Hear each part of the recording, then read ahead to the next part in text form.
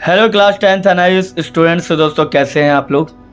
दोस्तों इससे पहले मैंने 20 लेक्चर डाल दिए हैं, अगर आपने नहीं देखे तो वो देख लीजिएगा। और अब हम करने जा रहे हैं चैप्टर नंबर 5, भारत पर ब्रिटिश शासन का प्रभाव, आर्थिक, सामाजिक और सांस्कृतिक। यानी कि इसमें हम इस टाइम पीरियड के अंदर हम पढ़ने वाले हैं 1757 से लेकर 1857 के बीच में जो भी हुआ, ठीक है, उस सिलसिले को पढ़ने वाले हैं।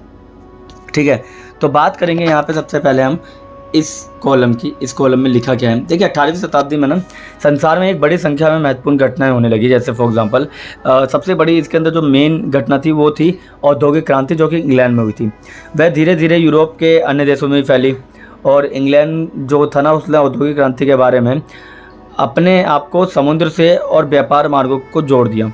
ठीक है, और इसके बारे में हमने पहले ही पढ़ा था कि वो लोग खोज पे खोज करना शुरू कर चुके थे। जैसे फॉर एग्जांपल 1498 में वास्को दी गामा नामक एक पुर्तगाली ने भारत आने का समुद्री मार्ग खोजा। परिणाम स्वरूप अंग्रेज आए, फिर फ्रेंच आए, पुर्तगाली, डच व्यापार करने के लिए सारे के सारे भारत में दोबारा आ गए। और इन्होंने इसे मिशनरी गतिविधियों को भारत में फैलाने के लिए भी इस्तेमाल किया। मिशनरी मतलब होता है कि ईसाई धर्म को फैलाना। ईसाई धर्म को फैलाने के लिए इसको आगे के लिए भेजा। ठीक है, और भी गतिविधियां बढ़ाई। इसके अलावा क्या आप जानते हैं कि भारतीय इतिहास में आधुनिक काल की शुरुआत भारत से इन यूरोपीय शक्तियों के आने से हुई। आप इस पाठ में सब कुछ पढ़ेंगे। ठीक है, किस तरीके से ब्रिटिश लोग आए, उन्होंने आर्थिक, सामाजिक, सांस्कृतिक क्षेत्रों में जैसे प्रभाव पड़ा ना, उस सब के बारे में हम यहाँ पे पढ़ने वाले हैं। ठीक है, तो ये तो था इंट्रोडक्शन। अब देखते हैं इंट्रोडक्शन के आगे के चैप्टर में क्या है।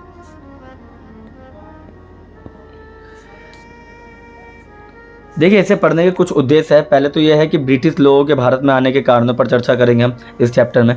अंग्रेजों द्वारा भारत को उपनिवेश बनाने के विभिन्न तरीकों को पहचानेंगे। ब्रिटिश शासन के दौरान पड़े आर्थिक प्रभावों का अध्ययन करेंगे। भारतीय समाज और संस्कृति पर ब्रिटिश प्रभाव का वर्णन करेंगे और 1857 के विद्रोह से पहले इनके शासन के तहत विरोध आंदोलन के कारणों को पहचानेंगे। ठीक है, आप लोगों को अगर टॉप 5 क्वेश्चन करने हैं तो उसके लिए हमारा जो पेड कोर्स है उसको भी ज्वाइन कर सकते हैं। उसमें कई सारे एनरोलमेंट हो चुके हैं, कुछ लिमिटेड सीट्स हैं जो अभी भी खाली हैं। अगर आप लोगों को उसमें एनरोल करना है तो इस नंबर पर मैसेज कर सकते हैं। उसके अंदर फ़ायदा ये होगा कि आपको यहाँ चैप्टर पढ़ाए जाएंगे, वहाँ सारे वो चैप्टर के क्वेश्चन पढ़ाए जाएंगे जो एग्ज़ाम में आने के चांसेस हैं। यानी कि सबसे ज़्यादा चांसेस उन्हीं क्वेश्चंस की होगी और वही पेपर में आएंगे भी। ठीक है, तो आप लोग ज्वाइन कर सकते हैं उसको पूरी तरह से। और कोई डाउट हो तो इस नंबर पर मैसेज कर सकते हैं। ठीक है, बाकी बुक तो आपके पास होगी, तो उस बुक से ही पढ़ा रहा हूँ, तो इसकी PDF लेने की आपको नीड नहीं पड़ने वाली है। ठीक है, इंपॉर्टेंट क्वेश्चन करना है तो आप हमारे पेड कोर्स को भी ज्वाइन कर सकते हैं। ठीक है, चलिए स्टार्ट करते हैं आगे का। ठीक है, तो ब्रिटिश के भारत आने के कारण क्या थे। देखिए, यूरोपीय तथा ब्रिटिश व्यापारों आरंभ में भारत में व्यापार करने के उद्देश्य से आए थे। यानी पहले तो आए थे कि भारत में उद्देश्य जो है उनका व्यापार करने का होगा, मगर ब्रिटिश में हुई औद्योगिक क्रांति ने वहाँ के कारखानों के लिए ना कच्चे माल की मांग बढ़ा दी बहुत ज़्यादा। ठीक है, कच्चे माल की मांग बढ़ाने के साथ साथ क्या कर दिया, उन्होंने अपना तैयार माल भी भारतीय बाज़ारों में बेचना चाहते थे वो। ठीक है, अब क्या हो रहा था, देखो उनके पास फैक्ट्रीज़ खुल चुकी थी। अब फैक्ट्रीज़ तो खुल गई थी, मगर उनको क्या चाहिए था, उनको चाहिए था कि भाई एक ऐसी बाज़ार जहाँ से कच्चा माल लाया जाए और वहीं पर बना के बेचा जाए। ठीक है, तो उसको भारत की नीड इसलिए भी थी क्योंकि यहाँ पे बहुत बड़ी क्या थी, बहुत बड़ा बाज़ार था। आज की डेट में भी इंडिया बहुत बड़ा बाज़ार है वर्ल्ड लेवल पे। ठीक है, भारत ने ब्रिटेन की सभी ज़रूरतों को पूरा करने के लिए उसे एक ऐसा आधार उपलब्ध कराया जिसमें 18वीं शताब्दी के अंदर हम देखते हैं कि भारत में भी आंतरिक सत्ता को लेकर संघर्ष की स्थिति हो गई। मुगल साम्राज्य की शक्ति भी कम हो गई और अतः ब्रिटिश अधिकारियों के पास भारतीय क्षेत्र पर अपनी पकड़ स्थापित करने का अवसर मिल गया था। उन्होंने कई युद्धों के माध्यम से, थोपी हुई संधियों से, अनुबंधों से और पूरे देश में विभिन्न क्षेत्रीय शक्तियों के साथ गठजोड़ कर लिया। ठीक है, अपनी नई और प्रशासनिक और आर्थिक नीतियों की मदद से संपूर्ण देश पर अपना नियंत्रण उन्होंने मजबूत किया। इससे क्या हुआ कि उनकी भू राजस्व नीतियाँ जो थी ना, उन्होंने किसानों और उनके राजस्व में बड़ी रकम प्राप्त कर ली थी। ठीक है, किसानों से और जमींदारों से। इसके अलावा उन्होंने कृषि की विभिन्न फसलों के व्यवसायीकरण पर बल दिया। यानी कि उन्होंने कहा कि जो कृषि आप एक दूसरों को हेल्प करने के लिए देते कि ठीक है, पहले ज़माने में कैसा होता था कि आपने सुना होगा कि गांव के अंदर किसी की शादी है, गांव में किसी की बेटी की शादी है, तो वो क्या करता है कि वो ना गांव वालों से कुछ ना कुछ ले लेता है। जैसे किसी के तरबूज है, किसी का लेकिन है ना, तो आज भी गांव के अंदर ना आपको रेंट पे कोई चीज़ नहीं मिलती, वो एक दूसरे की हेल्प के लिए देते हैं। तो ये चीज़ अंग्रेज़ों के समय में थी, तो अंग्रेज़ों ने बोला कि भाई आपके पास इतनी महंगी चीज़ें हैं खेती वगैरह, इसको आप क्यों ना पैसे पैसे में बेचना शुरू कर दें आप, ठीक है, उसमें आपको पैसे भी मिलेगा, लाभ भी मिलेगा। तो इससे क्या हुआ, किसानों को एक आदत हो गई कि अब किसान व्यवसायीकरण की तरफ जाने लगे। यानी व्यवसायीकरण मतलब कि आप व्यापार करेंगे उन चीज़ों का जो वो उत्पादन कर रहे हैं, ठीक है। इससे क्या होता था कि ब्रिटिश के जो उद्योग है ना, उनके लिए कच्चा माल की आपूर्ति होने लगी, ठीक है। राजनीतिक नियंत्रण धीरे धीरे उन्होंने अपने पास रख लिया, ठीक है। और सबसे बड़ी बात है कि ब्रिटिश भारत में व्यापार पर एकाधिकार करने में सक्षम हो गए और उन्होंने अपने विदेशी प्रतिद्वंदियों को व्यापार में हराया और उनका कोई प्रतिद्वंदी 1700 तक नहीं रहा, ठीक है। उन्होंने सभी प्रकार के कच्चा माल की बिक्री जो थी ना, उस पर एकाधिकार कर लिया और उसकी कीमत कम करना ज़्यादा करना वो उनके हाथ में था, ठीक है। जैसे कम कीमत पर वो भारतीय बुनकरों से ना बहुत अत्यधिक मूल्य पर चीज़ें खरीदते थे, ठीक है। अपने स्वयं के उद्योगों की रक्षा के लिए ब्रिटेन ने भारतीय माल पर भारी आयात लगाया, ठीक है। यानी कि यहाँ से सामान जाएगा तो बहुत सारा टैक्स लेंगे, वहाँ से सामान आएगा तो बहुत कम टैक्स लेंगे। तो ये इनकी नीति बन चुकी थी। देश में परिवहन और संचार प्रणाली को सुधारने के लिए विभिन्न निर्देश दिए गए थे ताकि खेतों से बंदरगाहों तक कच्चा माल और बंदरगाहों से बाज़ारों तक तैयार माल की आवाजाही आसान हो सके, ठीक है। और साथ ही साथ क्या किया, अंग्रेजी शिक्षा की भी शुरुआत की। अंग्रेजी शिक्षा से क्या होता था कि अंग्रेजी शिक्षा से यहाँ के लोग ना ज़्यादा कनेक्ट कर पाते थे उनके साथ और उनके साथ फिर व्यापार करने में उनको सहूलियत मिलती थी, ठीक है। इसलिए लोग क्या करते थे वहाँ पे, एक तो संस्कृति रूप से, आर्थिक रूप से और राजनीतिक रूप से उनको अपने अंडर में करने का प्रयास कर रहे थे अंग्रेज़ लोग, ठीक है। इसके बाद देखते हैं हम कि अब विदेशी प्रतिद्वंदिता इतना बढ़ने लगा, ठीक है। और क्योंकि मैंने आपको कहा कि कच्चा माल जो था वो ये सिर्फ भारत से लिया करते थे और भारत का जो था, भारत के बंदरगाहों को उन्होंने अपने अंडर में कर लिया था। और शिक्षित भारतीयों का एक ऐसा वर्ग तैयार किया इन्होंने जो अंग्रेज़ों को देश पर शासन करने में और राजनीतिक सत्ता में मदद कर रहा था, ठीक है। और इन्हीं सभी उपायों ने अंग्रेज़ों को भारत में अपना शासन स्थापित करने का अवसर दे दिया। जैसे कि आप यहाँ पे देख सकते हैं, दो तरह के सिक्के हैं। एक तो ये वाला सिक्का है जो कि मुग़ल का है, देख लो, और दूसरा सिक्का यह है जो ईस्ट इंडिया कंपनी ने बाद में जारी किया, ठीक है। आप दोनों में डिफरेंस देख सकते हैं, ठीक है। क्योंकि एक तरफ देखिए आप, इसमें ब्रिटेन वाले का जो है ना वो आपको देखने को मिलेगा, ब्रिटिश स्वरूप देखने को मिलेगा। बाकी हम मुग़लों की उर्दू देखने को यहाँ पे आपको मिलती है, ठीक है। समझ में आ गया। चलिए आगे देखते हैं। आगे देखिए नोट भी आपको देखने को मिलेगा, ईस्ट इंडिया कंपनी द्वारा प्रयोग की गई मुद्रा, ठीक है, उस समय की। चलिए इसके बाद हम देखते हैं कि भारत में औपनिवेशिक तरीके क्या हो सकते हैं, उस पर बात करते हैं। देखिए यूरोप के नक्शे को अगर हम देखें तो वहाँ पे कई छोटे छोटे राज्य आपको देखने को मिल जाएंगे। और यूरोप में औद्योगिक क्रांति जब शुरू हुई थी ना, तो ये छोटे छोटे राज्यों के अंदर उद्योगों के लिए कच्चा माल, तैयार माल के लिए बाजार नहीं था। और अब इन देशों ने एशिया और अफ्रीका में बाजार को तलाशना शुरू कर दिया, क्योंकि बाजार जो था एशिया और अफ्रीका में बहुत बड़ा था और बड़े बड़े देश देखने को हमें मिलते हैं, ठीक है। इंग्लैंड भारत के साथ व्यापार नियंत्रित करने में सफल रहा। 1600 में ईस्ट इंडिया कंपनी की स्थापना हुई भारत के अंदर। इस कंपनी को ब्रिटिश सरकार द्वारा समर्थन था। इसकी मदद से इंग्लैंड भारतीय उपमहाद्वीप में अपनी क्षेत्रीय सीमाओं का विस्तार करने में सफल हो गया। पहली फैक्ट्री 1613 में सूरत के अंदर स्थापित की उन्होंने, ठीक है। 1615 में सर थॉमस रो थे मुगल सम्राट जहांगीर से उन्होंने आगरा, अहमदाबाद और भरूच में फैक्ट्री खोलने की अनुमति ले ली, ठीक है। सर थॉमस रो 1615, ठीक है। उनकी महत्वपूर्ण बस्ती दक्षिणी तट पर मद्रास थी। वहाँ उन्होंने एक किलेबंद फैक्ट्री का निर्माण किया जो सेंट जॉर्ज किला कहलाया। ये पढ़ लीजिएगा, एक नंबर के क्वेश्चन में आ जाता है कि सेंट जॉर्ज किला क्या है, आप उसके बारे में क्या जानते हैं।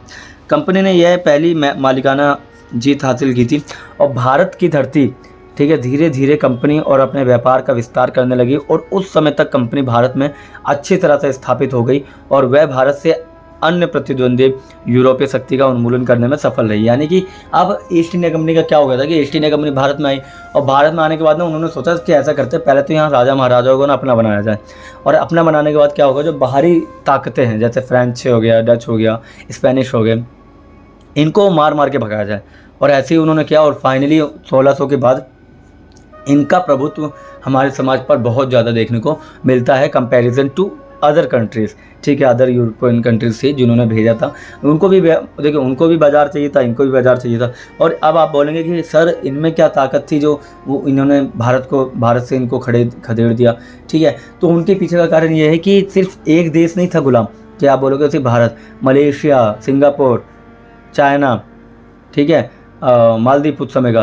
तो ये सारे के सारे क्या थे, ये सारे के सारे ही, और अफ्रीकन कंट्री भी वहाँ पे पूरा का पूरा गुलाम देखने को मिलता था। ये सारी कंट्री गुलाम थी, ठीक है। तो ये नेगोशिएशन करते थे, ये नेगोशिएशन इस तरह से करते थे कि आपकी मलेशिया में मतलब फैक्ट्रीज हैं, मतलब वहाँ पे भी आपका हक है, और इंडिया में भी तो ऐसा करो, इंडिया से हम आपको अपना हिस्सा दे देते हैं, यानी आप जहाँ जहाँ हमारा राज्य है वो हम तुमको दे देते हैं, और बदले में आप मलेशिया वाला छोड़ दें, मलेशिया में हमारा पूरा राज्य रहेगा और इंडिया में आपका रहेगा। क्लियर, समझ में आ गया। तो इस तरीके से इन्होंने क्या किया, राजनीतिक मामलों में हस्तक्षेप करना शुरू कर दिया, क्योंकि अब विदेशी ताकत बिल्कुल ख़त्म हो चुकी थी। किसी को दोस्त बना के ख़त्म कर दिया, किसी को दुश्मनी से ख़त्म कर दिया, ठीक है।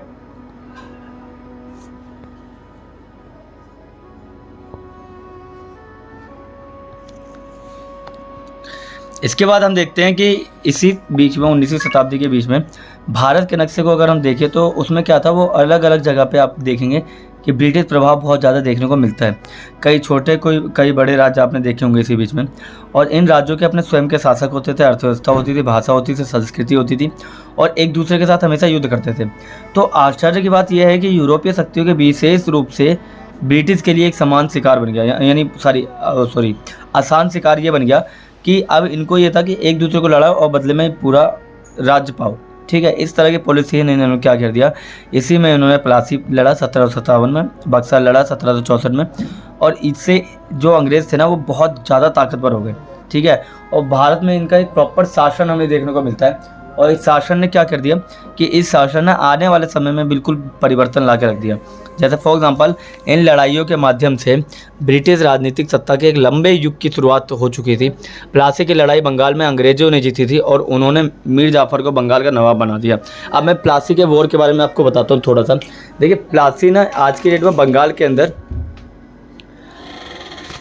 तो मैं आपको प्लासी के वॉर के बारे में बताता हूँ। देखिए प्लासी जो है ना वो बंगाल के अंदर एक जगह है, और वहाँ पे ना बंगाल के जो नवाब थे सिराजुद्दौला, वो वहाँ अपना वर्चस्व कायम करके बैठे थे।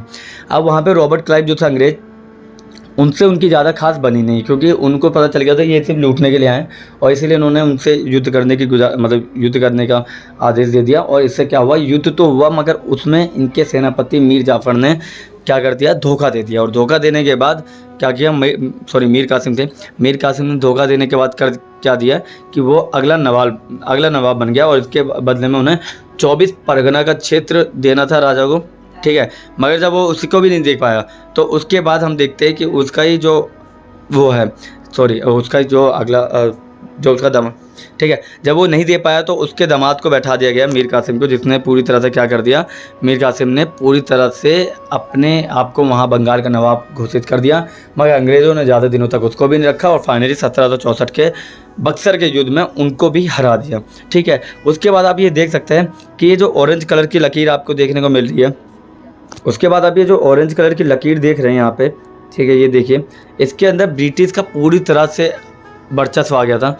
और आप ये भी देख सकते हैं दिल्ली तक फैल गया था, आप दिल्ली भी देख सकते हैं, यहाँ दिल्ली के अंदर भी जहाँ मुग़ल बैठे हुए हैं वहाँ का हिस्सा भी आधा इनके हाथ में चला गया था। और यही कारण था जो कि आगे आपको 1857 के रेवोल्यूशन के बारे में बताएगा, ठीक है। चलिए आगे देखते हैं।